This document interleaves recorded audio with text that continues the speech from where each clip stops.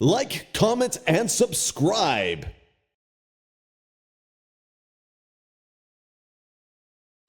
गांव की पंचायत में भी फैसले हमेशा औरतों के खिलाफ ही रहते।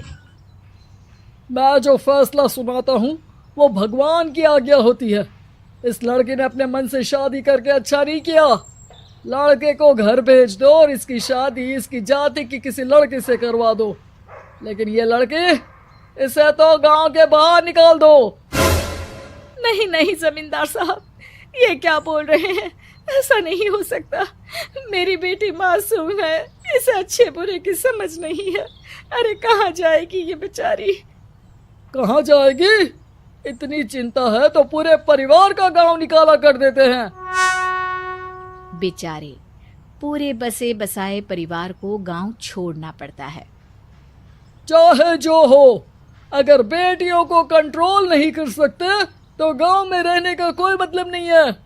यहाँ औरतों को दब कर रहना होगा। कोई भी अपने हिसाब से कुछ नहीं कर सकता, सब ईश्वर की मर्जी से ही होगा। तभी गांव का एक आदमी दौड़ा दौड़ा आता है। सरपंच साहब, जमींदार साहब, वो कालिया है ना, उसकी बेटी पढ़ने के लिए शहर जा रही है। अच्छा, ये कब हो गया? और कालिया की हिम्मत कैसे हो गई ऐसा करने की? लेकर आओ उसे और उसकी बेटी को। बस फिर क्या था, हाजिर हो जाते हैं कालिया और उसकी बेटी सरपंच के सामने। और कालिया, ये क्या सुनने में आ रहा है? बेटी को इंजीनियर बना रहा है तू? और ये बता, गांव में तो स्कूल नहीं है, फिर कहाँ से इतनी क्लास पास कर गई तेरी बेटी? राधा, जो कि कालिया की बेटी है, उसे लगता है कि सरपंच उसकी तारीफ कर रहे हैं। सरपंच जी, मैंने ऑनलाइन पढ़ाई की है, डिस्टेंस लर्निंग से। सभी में मैंने अच्छे नंबर पाए हैं, जिसे देखते हुए शहर की इंजीनियरिंग कॉलेज में मुझे स्कॉलरशिप मिली है। वाह जी वाह, क्या होती है ये? पहले तो ये बताओ, फिर आगे की बात करते हैं। पूरा गांव राधा की बात सुन रहा था और राधा बोलती जा रही थी।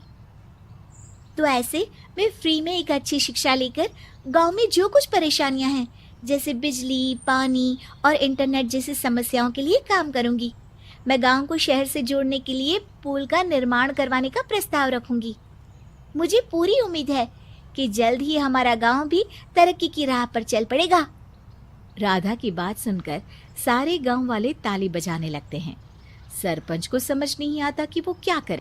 चुप रह नादान लड़की, गांव के खिलाफ जाने के लिए तुझे गांव से बेदखल कर दिया जाएगा, वो भी पूरे परिवार के साथ। और हाँ, अगर ठीक से गांव में रहना चाहती है तो ये पढ़ाई लिखाई छोड़ दे।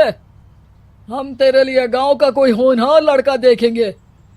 तभी गांव का एक आदमी बोल पड़ता है। अरे नहीं नहीं सरपंच जी, राधा बिटिया जो बता रही है, अगर वैसा हो जाए तो हम लोगों को पैसा कमाने के लिए बाहर नहीं जाना पड़ेगा। हाँ जी, और ना ही कोसों दूर पानी के लिए भटकना पड़ेगा। हमारे बच्चे भी अच्छी पढ़ाई कर सकेंगे और आगे बढ़ेंगे, ना कि हमारी तरह खेती करते बैठेंगे। क्यों गांव वालों, राधा बिटिया का साथ देना चाहिए ना। सरपंच देखता है कि गांव राधा के साथ है तो वो चुप हो जाता है। वो घर आकर अपने सलाहकार से बात करता है, जो बहुत ही चालाक किस्म का इंसान होता है। अरे सरपंच साहब, आपको बहुत ही होशियारी से काम लेना पड़ेगा। एक बार गांव तरक्की कर गया, यहाँ के बालक पढ़ लिए तो कोई ना पूछेगा आपको। और फिर ये जो बेटा और बेटी है ना आपके, इनको भी आम लोगों की तरह ही जीवन जीना होगा। हाँ, लेकिन करे तो क्या करे? वो ना आप मुझ पर छोड़ दीजिए, बस मैं जैसा बोलूं करते जाइए। अगले रोज सुबह जब गांव वाले सोकर उठते हैं तो राधा के घर के बाहर और साथ ही वो लोग जिन्होंने राधा का सपोर्ट किया था, उनके घर के आगे लाल रंग से कल आऊंगी लिखा होता है। कल आऊंगी? ये क्या होता है? अरे यह तो खून से लिखा है, लगता है कोई भूत प्रेत या चुड़ैल का साया है। चलो सरपंच जी के पास चलते हैं। सभी सरपंच के पास जाकर उसे सारी बात बताते हैं। और ये तो बड़ी मुश्किल की बात है। चलो, मैं एक बाबा को जानता हूँ, उन्हें बुला लेता हूँ। सरपंच बाबा को लेकर गांव के घर के बाहर जाता है। ओहो, तो ये वो चुड़ैल है जो उन लोगों को निशाना बनाते हैं जो गांव को बदलने का सपना देखते हैं। वो गांव को ऐसे ही संपन्न देखना चाहती है। वो नहीं चाहती कि कोई बाहरी यहाँ का कायाकल्प करे। क्या तुम लोगों में से किसी ने गांव को बदलने की सोच रखी है? तभी राधा की माँ रोते रोते आती है।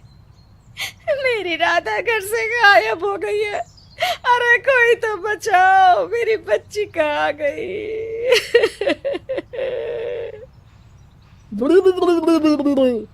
ले गई वो चुड़ैल, तेरी बच्ची को ले गई। अब वो उसे श्रापित करके छोड़ेगी। उस पर चुड़ैल का साया हो जाएगा। तभी बुरी सी हालत में राधा भी वहां आ जाती है। उसके बाल चुड़ैल की तरह फैले होते हैं और कपड़ों में खून लगा होता है। सभी राधा को देखकर डर जाते हैं। माँ, पता नहीं मुझे कौन उठा कर ले गया था। अरे दूर दूर हो जा चुड़ैल, अब हम लोग इस गांव में नहीं रुकेंगे। अरे कैसे बातें कर रहे हैं आप? कल तो आप मेरे भरोसे गांव का हुलिया बदलने, अपने बच्चों को पढ़ाने और तरक्की उन्नति की बात कर रहे थे, तो आज क्या हो गया आपको? ये फिर तुम लोगों को बहकाएगी। ये चुड़ैल गांव में आ चुकी है।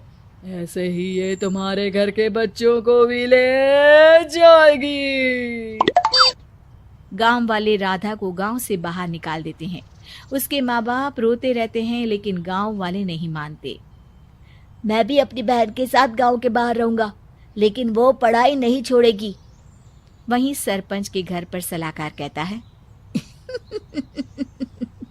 देखा, सांप भी मर गया और लाठी भी नहीं टूटी। लेकिन अगले ही दिन सरपंच के घर के बाहर भी वही शब्द लिखे होते हैं।